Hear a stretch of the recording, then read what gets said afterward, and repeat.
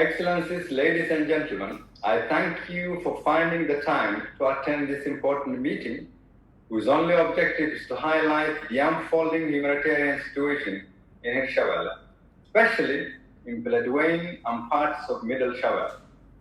I am glad to be joined by President Diray, who has shown outstanding leadership and is also doing his utmost as we speak to contain the situation, to fast-track measures to prevent further flooding and to support the growing number of displaced people.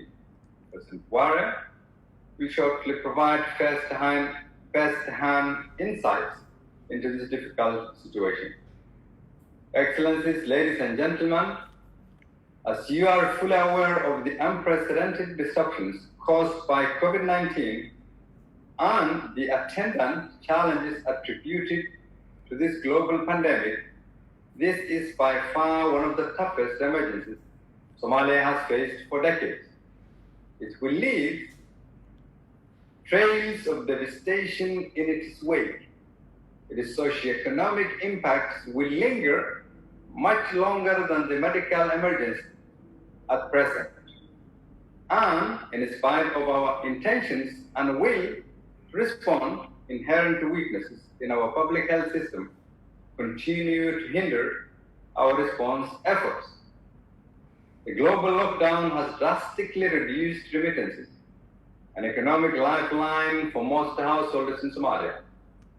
Federal government measures such as airspace restrictions and tax waivers to cushion local businesses against the impacts of the pandemic have shrunk domestic revenue, while operational costs to contain and treat the disease by the federal government and member states have increased expenditures substantially. Excellencies, ladies and gentlemen, unfortunately, in addition to the COVID-19 crisis, we are now faced with another humanitarian situation as Shabeelle River passed its banks and flooded large areas in Johor. Farmlands have been destroyed, homes have been submerged, and thousands have been displaced. Our people are in urgent need for humanitarian intervention. As we speak, the people of Dgniin have begun moving out from town as water begins flooding into the city. At the request of President Diray, over the past 2 weeks, a technical team with senior staff from my office have been trying to mitigate and delay the impact of the floods. In Dgniin, over 100,000 people are displaced, farmlands and houses destroyed, while major businesses are affected.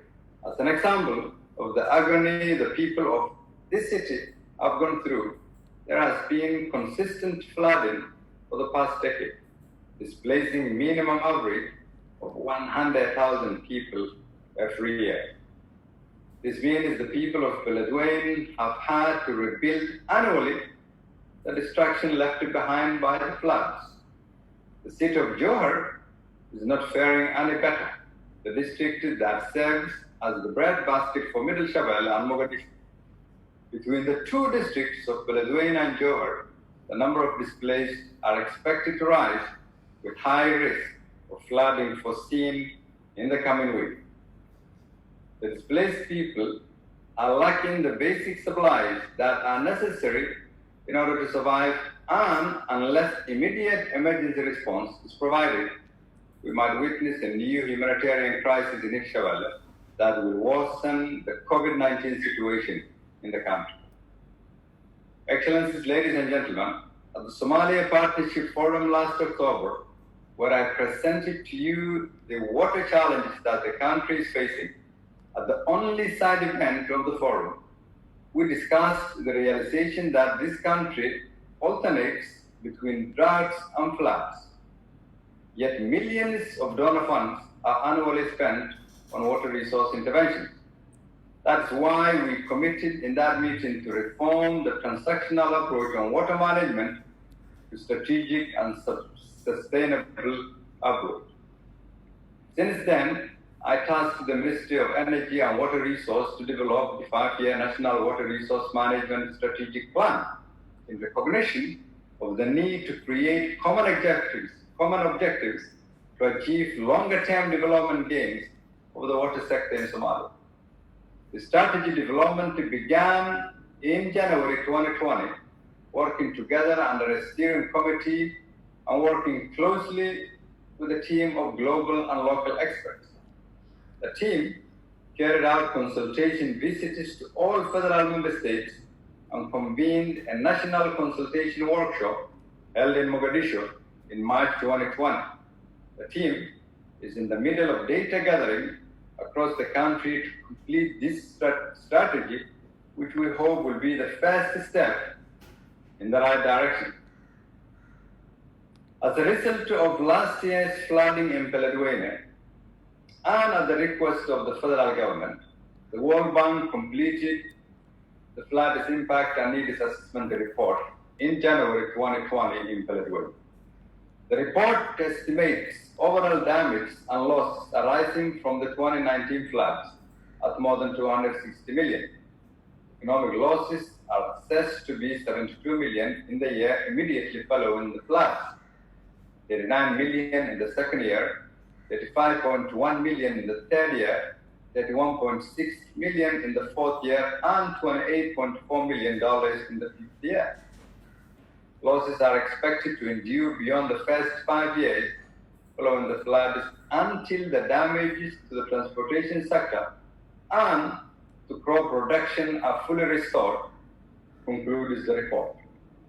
The findings of the report also underlines that Somalia's economic growth from 2019 is expected to decline in the aftermath of the floods, with the decline of annual real GDP.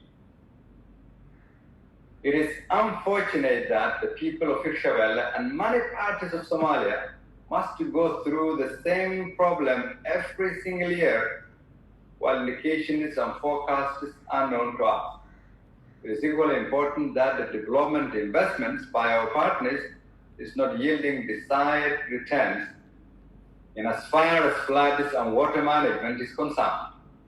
And if we continue with the same business as usual approach, the people in Dgniin will not realize the stability and normalcy they deserve. Excellencies, ladies and gentlemen, finally, I would like to earnestly thank our international partners for always standing with Somalia, particularly on occasions such as this, when so much is at stake. On behalf of the people of Shabeelle, I urgently seek your solidarity and material support for an enduring solution for this recurrent floods. I thank you.